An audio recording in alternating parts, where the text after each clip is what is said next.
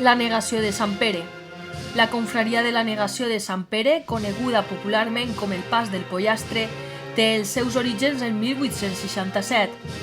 De nou, l'escultor Antonio Ruidavés Lledó seria l'encarregat de tallar l'escena evangèlica que representa el moment en el qual la criada s'acosta a l'apòstol i li assenyala com un dels deixebles de Jesús, la qual cosa nega amb el gest de les seues mans i la seua mirada.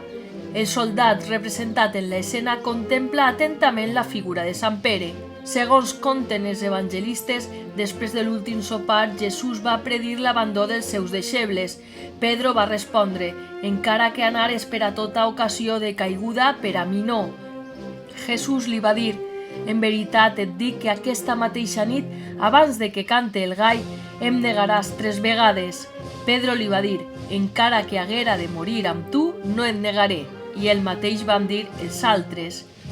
Una de les característiques de la confraria és la denominació popular, ja que entre la població crevillentina el pas és conegut com el Pas del Pollastre, per la imatge del gall que acompanya l'escena, sent aquest un dels elements més populars de la Setmana Santa crevillentina, ja que cada any el gall dissecat és canviat per membres de la confraria.